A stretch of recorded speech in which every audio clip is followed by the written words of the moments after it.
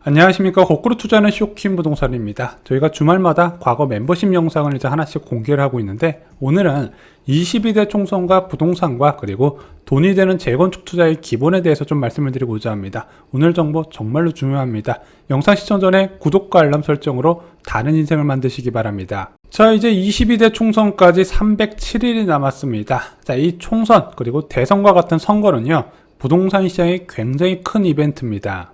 정부나 정치권은요, 부동산 시장에 개입을 꺼립니다. 왜냐면 이게 잘해야 본전이거든요. 그래서 한쪽 방향으로 쏠릴 때 급등을 한다든가 급락을 할 때 그때만 개입을 하고요. 일반적으로 접근을 잘 안 하려고 그래요. 그리고 부동산 시장의 부양책이나 호재 등은 더욱 신중하게 발표를 한다는 거죠. 자, 하지만 이런 균형이 깨지는 시기가 바로 선거철입니다. 선거는 흔히 51대 49의 싸움이라고 이야기하죠.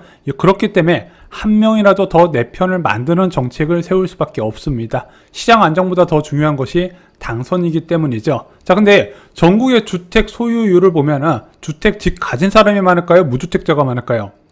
집 가진 사람이 더 많다는 겁니다. 그래서 이런 선거철에는 집 가진 사람한테 어필할 수 있는 정책들이 많이 나와요. 자, 최근 두 차례 치러진 선거 모두 규제 완화 싸움이었습니다. 자, 20대 대선의 공약 볼까요? 보유세 부담 완화 방안, 취득세 부담 완화 방안, 양도세 중과 유예 방안. 자, 그래서 문재인 정부에서 계속 강화됐었던 부동산 규제가 대거 풀리는 정책이 야당과 여당 할 것 없이 모두 다 나왔다는 거죠. 자, 각종 교통 호재와 재건축 호재가 쏟아지는 시기도 바로 이런 선거철이에요. 자, 이번 대선 때 엄청 났었죠. GTX D노선, E노선, F노선 나왔고요. 경인선 지하와 신문당선 연장 방안 온갖 것이 다 나왔습니다.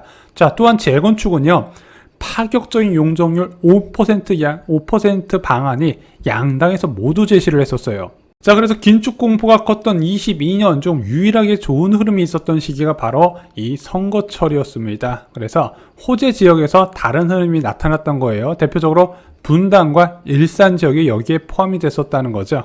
자, 이 흐름이 꺾이는데 필요했던 것은 바로 1.25%에서 2.25%까지 올라갔던 기준금리 인상이었습니다. 4개월 만에 1%포인트 올라갔다는 거죠. 자, 호재는 유동성이 풍부할 때 작용을 하게 됩니다. 문제는 이렇게 금리가 올라가게 되면 시중 유동성이 예금이나 채권으로 빠져나가기 때문에 유동성이 없어요. 호재가 작용하지 못하고 오히려 하락한다는 거죠.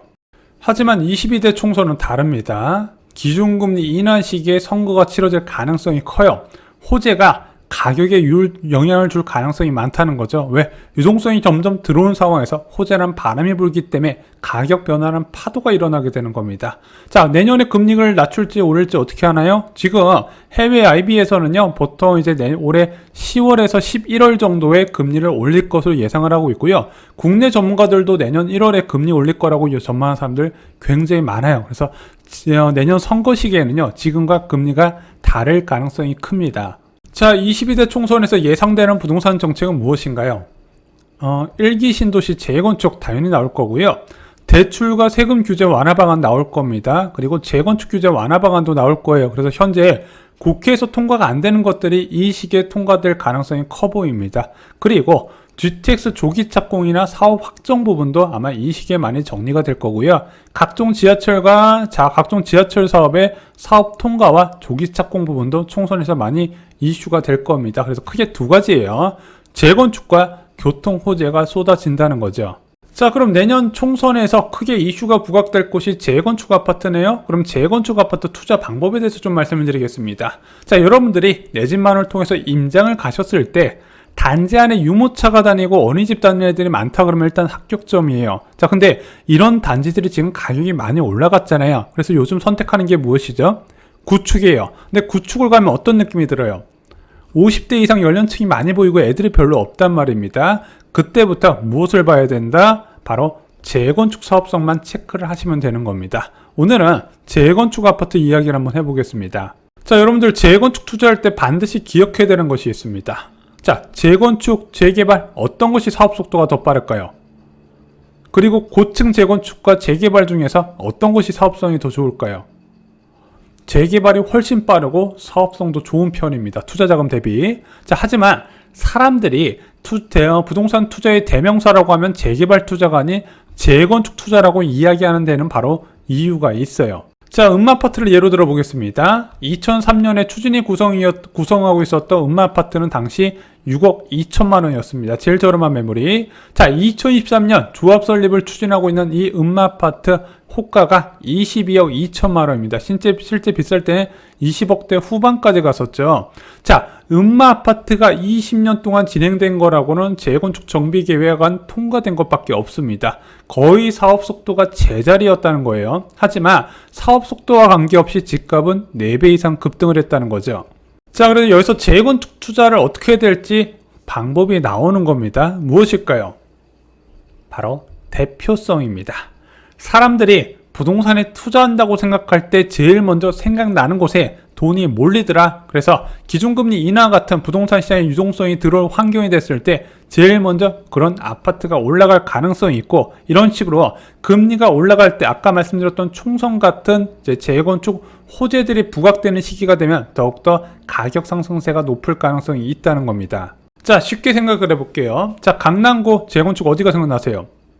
음마아파트, 압구정동, 우선미 이런 데 생각나시죠? 자, 송파구에 생각나는 재건축 잠실조공 5단지, 올림픽 선수 기자촌, 올림픽 패밀리타운 등 여러 대단지들이 있죠. 자, 이런 데가 제일 먼저 생각이 난다는 겁니다. 자, 앞으로 대세가 될 재건축 단지들 각 구마다 있습니다. 영등포구, 여의도 있죠. 여의도 이제 여의나루역 주변으로 해서 구축 아파트 밀집 지역이 있습니다. 전부 다 재건축해야 되고 규제 완화가 빠르게 이루어지고 있어요. 자, 양천구 당연히 목동 재건축이 이제 주를 이루겠죠. 또한 노원구 하면은 미미삼이 생각납니다. 자, 여긴 GTX C노선 호재 지역에 이제 광운대 역세권 개발 사업의 호재를 같이 받을 수 있는 곳이죠.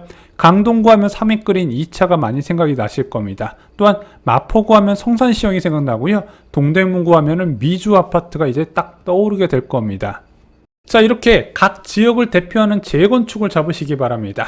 자, 이런 거 공부해 보시면요, 싸고 사업성 좋은 재건축 단지들이 있어요. 자, 잊지 마세요. 재건축은 무조건 대표성입니다. 자, 이런 대표성이 높은 수익과 황금성을 만든다는 거. 자, 영원히 기준금리가 3.5% 유지되는 게 아니기 때문에 기준금리가 낮아질 때 여러분들이 가장 무엇이 수혜받는지 생각해 볼 필요가 있다는 겁니다. 그리고 사업성 좋은 대표성 있는 재건축 사업은 반드시 그 수혜를 받게 된다는 거죠.